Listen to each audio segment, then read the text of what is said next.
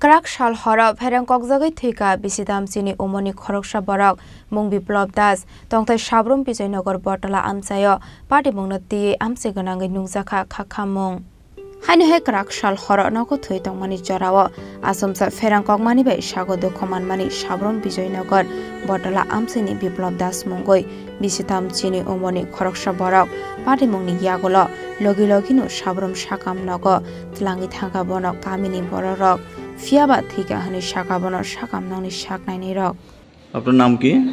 আমার নাম রুমা দাস। বাড়ি কোন জায়গায়? বাড়ি বিজয়নগর বটতলা। কি হয়েছে ঘটনা?